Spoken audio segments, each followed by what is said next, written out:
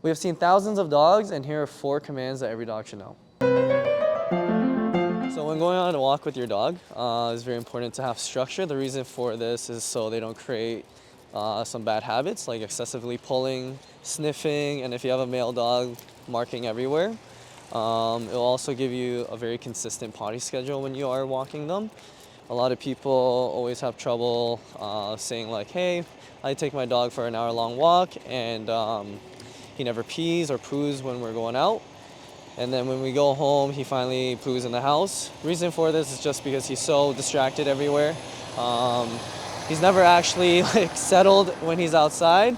So then when you get home, he's like, oh, I'm home now. Oh, I forgot I need a poo. So it's very important to create little sections for your dog to understand, hey, this is where you gotta go. You're not going anywhere else. So with us, the way we train the dogs to walk beside us is very important. We don't want them too far ahead or straying obviously behind. We keep them next to us. We give them a very clear rule on what to do. So when they're next to us, they understand very clearly where they need to be. This will allow us to walk beside, busy streets, by their dogs, or things that they're actually scared of. We're just giving them a simple rule and a job to follow. So this is kind of creating a very neutral space around everywhere they go. When you do walk your dogs like this as well, another benefit is walking them beside other dogs. If they're a little bit more shy, they can't really interact with other dogs yet. Giving them very clear leash rules, and hopefully you have your other buddies that also walk their dogs the exact same way. They could just walk side by side, not interact, and kind of just coexist next to each other. So if your dog is a little bit more anxious, he realizes, hey, the world isn't really coming after him. All these dogs around him are just kind of just doing their thing as well. When we reward our dogs whenever we're walking like this, best time to reward them is, let's say, they walk by something that they normally used to react to or get distracted by and they completely ignore it. You'll walk past that item, person, whatever it is, stop and sit, and then always reward. Give them a treat, pet them a little bit. You don't always need to give them too many treats on the walk. And then another time to whenever you need to really reward them is when they're in position, right? They're doing well. You really have to give them a pop on the leash or anything, and they're just following nicely next to you. That's also a great time to reward them. If your dog has any sort of reactivity and you give them these type of leash walking rules, most of the time they should go away unless you have a very strong, powerful dog. For example, like a German Shepherd or some guardian breeds. If you are walking your dog correctly and giving them the right outlets and giving them the right rules, you shouldn't see any sort of reactivity. Your dogs shouldn't be super hyped up to go on a regular leash walk around your neighborhood. They should be fairly calm. They shouldn't be always amped up and just ready to go. Most of the time, that's why people struggle with reactivities, because they put a leash on and their dog is on the end of the line, pulling everywhere, sniffing everything, and just kind of being super zoned out on the walk and locking into everything and everything possible. The place command is a skill we teach all dogs, mainly for a few reasons. A lot of times dogs don't know how to do nothing, so it really teaches them how to settle. A lot of times some dogs have issues with just being pretty neutral in outdoor spaces as well. So it's a great exercise to really get them used to. Also, some other reasons why we like to teach it around the house. It's pretty important just so they're kind of not in your space. If they're a demanding dog, they need to learn how to be a little bit independent. Another reason why is, let's say you have guests coming over or you need to pick up the pizza and they are territorial or they like to bark at the door. It's a great command to just tell them, hey, go lay down. So how to teach place? You would need 2 things. You need your treat, your leash, and your dog obviously. Make sure it's like a treat that they really like. So how to really start this is making sure that they can follow your hand at least, right?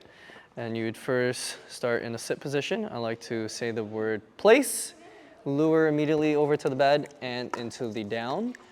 If your dog has some issue going from a sit to down, you can always start with a sit and then lure into a down.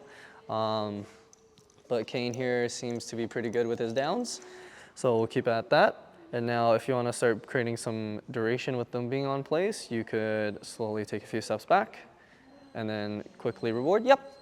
And then whenever you reward as well, make sure you're not rewarding too high up or they'll start creeping up like this. You want to reward right in between their paws, just so they're kind of digging their nose downwards like this. And then whenever you feel like they've been on there for a long enough time, you walk up to them, you can say, break, toss a little treat on the floor, kind of give them a cue that they could get off the bed. And then if you want to repeat this again, okay, get their attention, have them in a sit again, place. And then now you can start slowly fading away the lure. To teach your dog duration on the place command, I usually like to start off with just taking a step or two away. Normally, if you're practicing this or teaching your dog for the very first time, they normally get off on the first step or two. So I like to face them, take one step away, and then immediately reward, yep, good. And then eventually you should be able to take a few steps away and drop the leash, good. And then eventually you should be able to just let the leash sit on the floor and you can turn your back on them and just walk away. Good. Perfect. And that's how you slowly start teaching them that. If they get off the bed at any time point, you can just give a little pop on the leash and just replace them again. So a few things to not do when you are placing your dog or teaching them place is leaving them with like some sort of toy or some enrichment item. This is kind of defeating the whole purpose of place. You want to kind of just teach them, hey, I'm going to tell you to lay down here and you have to just hang out. And just be settled. A lot of dogs don't know the art of doing nothing. So most of the time they're always just chewing on a ball or kind of being demanding to their owners with a toy and a lot of unnecessary and bad behaviors. So the out command is useful for numerous things. We like to mainly teach the dogs the out command, especially if they like to pick up random stuff on the floor and they decide to guard it, or they just like to pick up random stuff. Another reason we like to teach it is if the dog likes to guard affection and you live in a multi-dog household, or even like guarding affection from people as well. It would be very useful to just kind of shoo them away, especially if you want to hug someone or pet another dog, just to avoid any sign of conflict. Another thing we like to teach the out command for is if they like to bark at the door, we like to just shoo them away from the door. This is all like very contactless, so you are not kind of pushing them away or like trying to steal stuff out of their mouth. That's where it kind of leads to them retaliating and biting you. So we like to just teach it with the e-collar and tell them out, and they should just get out of like the vicinity. So here I have Cooper. The setup you kind of want to have is an e-collar. Kind of have them already a little bit conditioned to it as well. Make sure they know some recall with the e-collar. That would be ideal. The setup would be prong collar, e-collar, and a long line. And you would want to have maybe a second person for this just to be on the other side.